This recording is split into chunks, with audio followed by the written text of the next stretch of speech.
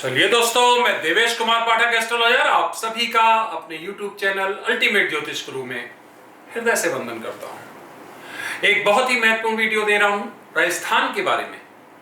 अभी उदयपुर में एक घटना घटित हुई, बहुत ही दुखद, बहुत ही दुर्भाग्यपूर्ण। ऐसी घटनाएं हिला के रख देती हैं व्यक्ति को अंदर तक। कोई भी मजहब हो, कोई भी धर्म हो, कोई भी संस्कृति हो, कोई भी समाज हो, इस तरह की जहां घटनाएं हो, वो वास्तव में थोथापन है, वो झूठ है, वो उसको स्वीकार नहीं किया जा सकता है। चाहे एक जीव की भी हत्या की जाए, वो भी सनातन धर्म में तो वो भी बहुत बड़ा पाप माना जाता है। तो जो कुछ हुआ है वो बहुत दुर्भाग्यपूर्ण है और पूरा देश नहीं, विदेश में भी लोग इसकी भर्त्सना कर रहे हैं। इसकी इतनी भर्त्सना की जाए कि आगे कोई इस तरह के कुकृत्य करने के लिए सोचे भी नहीं, क्योंकि आखिर किसी को मारने के लिए अधिकार किसने दिया? ईश्वर तो ऐसा अधिकार नहीं दे सकता है। जिसने सबको बनाया, क्या वो किसी को अधिकार देगा कि जाओ और उसका सर कलम कर दो? कभी नहीं दे सकता है। खैर, बहुत दुख है उसका। अंतरात्मा से ऐसा महसूस हो रहा है कि हम वास्तव में एक ऐसे समय की तरफ बढ़ रहे हैं जो एक बहुत बड़े केओस की तरफ हमें ले जाने वाला है। उसके परिणाम क्या होंगे वो भी मैं आपको आगे वीडियोस देने वाला हूं, लेकिन अभी मैं आपको बहुत ही महत्वपूर्ण वीडियो दे रहा हूं और वो है राजस्थान स्पेशल सिग्निफिकेंट प्रेडिक्शन। बहुत ही महत्वपूर्ण मैं आपको ये प्रेडिक्शन राजस्थान के बारे में देने जा रहा हूं। आज 30 जून 2022 है और इस समय लगभग 8:10 हुआ है सायंकाल का। तब मैं आपको ये वीडियो दे रहा हूं। राजस्थान के बारे में मैं आपको कुछ बहुत ही स्पेसिफिक पॉइंट्स बताने जा रहा हूं। क्या क्या, सुनिए एक एक करके। पहला पॉइंट यह है कि यहां से ध्रुवीकरण बहुत तेजी से राजस्थान में फैलने वाला है। कई जगह पर अलग अलग तरह के प्रदर्शन होंगे और एक बड़ा ध्रुवीकरण जिसको कहते हैं वो होने वाला है। पॉइंट नंबर 2, वहां के राजनीतिक परिदृश्य यहां से बदलेंगे। आप देखेंगे जो लोकल सेल्फ गवर्नमेंट होती है, पंचायती राज व्यवस्था है हमारी, या फिर जो जिला पंचायत हैं या और इसके स्तर होते हैं, वहां पे आप देखेंगे कई रिप्रेजेंटेटिव्स रिजाइन करेंगे कांग्रेस से और कांग्रेस एक मुसीबत में यहां से फंसते हुए दिखाई देगी। आगे के समय में जो कालखंड बचा है, दिसंबर में इलेक्शन लगभग नवंबर दिसंबर में होने हैं वहां पे 2023 में। अभी से, आज से अगर देखा जाए तो 18 महीने का समय मान लीजिए, 17 से 18 महीने। तो यहां से आप देखेंगे राजनीतिक परिदृश्य बहुत तेजी से बदलेगा। कुछ एमएलए रिजाइन कर सकते हैं और वहां की सरकार बहुत ज्यादा बहुमत में नहीं है, कुछ ही अंतर से चल रही है। तो सरकार के ऊपर भी यहां पर मुसीबतें बहुत तेजी से बढ़ती हुई दिखाई दे रही हैं। प्रेजेंट जो चीफ मिनिस्टर हैं वो दोबारा से अस्तित्व में नहीं आएंगे।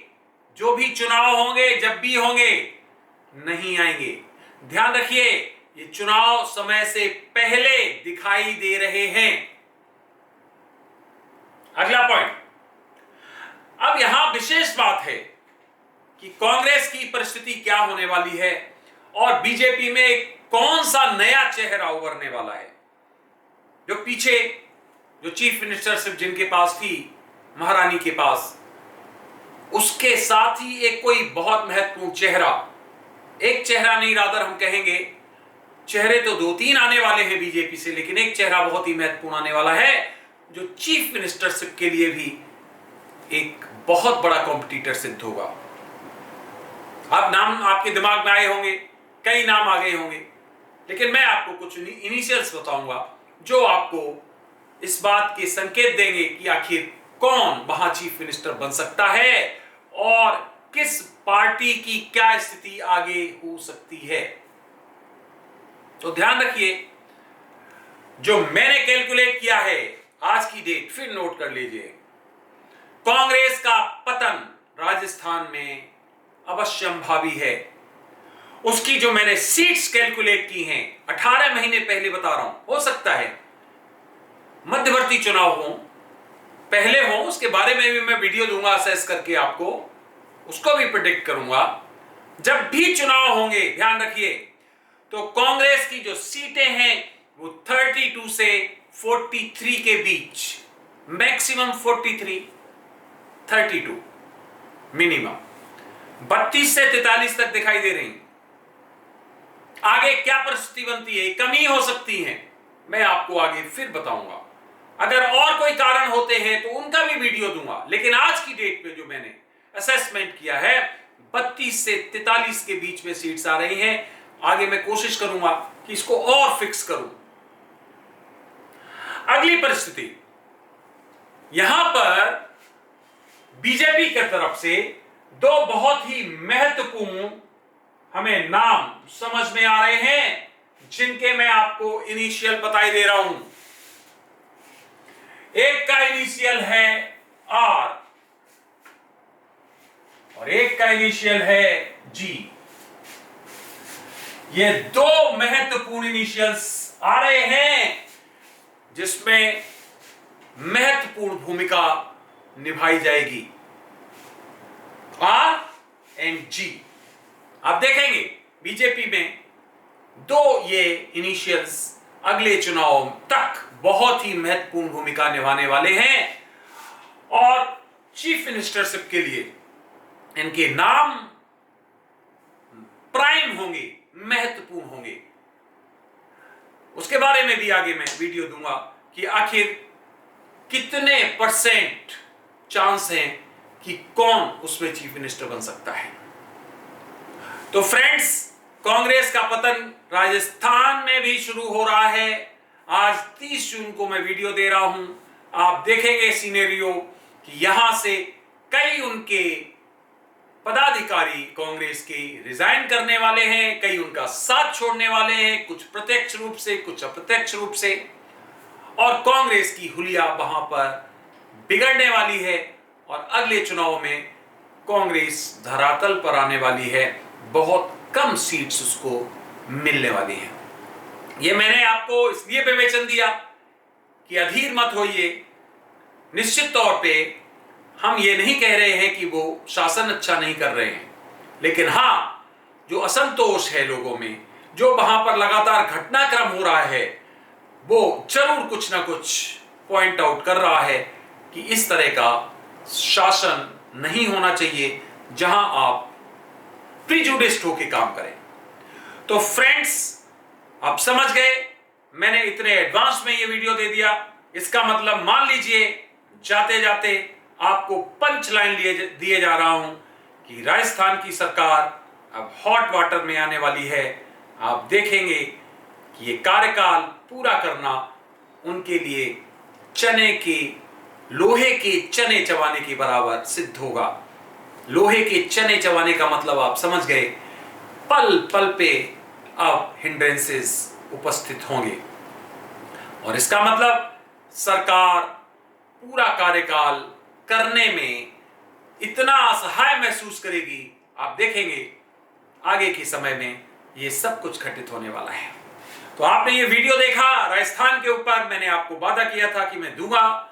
जहां तक जो केस हुआ है, जो सर तन से जुदा करने वाला केस हुआ है, उस केस को कुछ लोग प्रोटेक्ट करने की कोशिश करेंगे, अभी भी बेशर्मी से। ध्यान रखिए, बेशर्मी से कई तरह के कानूनी अड़चने लगाकर, लेकिन उनकी चलेगी नहीं और ये केस का रिजल्ट फास्ट दिखाई दे रहा है। इसका मतलब है जो हमने कैलकुलेट किया है वो ये है, मैक्सिमम टाइम कैलकुलेट किया है 211 दिन, 211 डेज में ये रिजल्ट आएगा और ये फांसी की सजा दिखाई दे रही है क्लियर। इसका मतलब है कि ये बहुत ही भयंकर एक सजा दिखाई दे रही है कई बार आजीवन कारावास में बदल दिया जाता है। इस तरह की कई उसमें एक्सेप्शनल केस आ जाते हैं।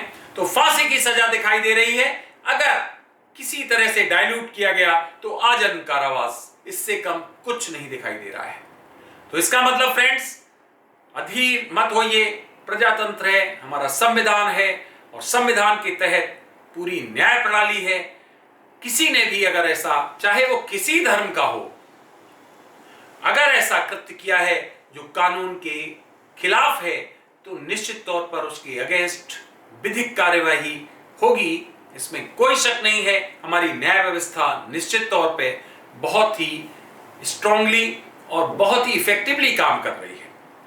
तो अधीर मत होइए और जैसा एक प्रजातांत्रिक देश दुनिया के लिए उदाहरण होता है, उस तरह का उदाहरण प्रस्तुत करिए। मानता हूं मैं, भावनाएं आहत होती हैं, लगता है कि अगर हमारे साथ ऐसा हुआ है तो हम क्यों ये सब कुछ सहन करते रहें, हम क्यों सहन करें, हम भी ऐसा करते हैं जैसा हमारे साथ हुआ। कई लोगों के हमारे पास मैसेजेस आए, कई लोगों के मैसेजेस बहुत भयंकर आए। क्या हम ऐसा नहीं कर सकते इनके खानदान को खत्म कर दें जिसने ऐसा किया? क्या हम ऐसा नहीं कर सकते हैं कि उनको जो है चौराहे पे खड़ा होके और शूट कर दिया जाए? कई तरह की हम मानते हैं भावनात्मक रूप से, बिल्कुल, और होता है और होना भी चाहिए, क्योंकि ये जो हुआ है वो वास्तव में हृदय विदारक घटना है। ये मानवता के लिए कलंक है, इसमें कहीं कोई शक नहीं। लेकिन फिर वही बात है कि भारत विधिक प्रधान देश है, संविधान इसमें प्राइम है और निश्चित मानिए कि उनको सजा जरूर मिलेगी। थोड़ा इंतजार करिए, पेशेंस रखिए। तो फ्रेंड्स, इस तरह की घटनाएं एक अच्छे समाज के लिए, सभ्य समाज के लिए कभी भी अच्छी नहीं होती हैं और इंडिया को भी या भारत को भी, हमारे प्यारे राष्ट्र को सीरिया या दूसरे इस तरह के देश, अफगानिस्तान बनाने का प्रयास सफल नहीं हो पाएगा, क्योंकि हमारी जो जड़ें हैं संविधान की बहुत मजबूत हैं, हमारी न्याय व्यवस्था बहुत मजबूत है और वो निश्चित तौर पर इस तरह की किसी भी कृत्य या किसी भी गतिविधि को माफ नहीं करेगी, दंड देगी। इसमें कहीं किसी तरह का कोई शक किसी को नहीं होना चाहिए। आपने ये वीडियो देखा उसके लिए बहुत बहुत धन्यवाद। अगला वीडियो मैं फिर आपको जल्द ही देने वाला हूं। तब तक के लिए आप सभी को मेरी तरफ से ओम नमः शिवाय, नमस्कार।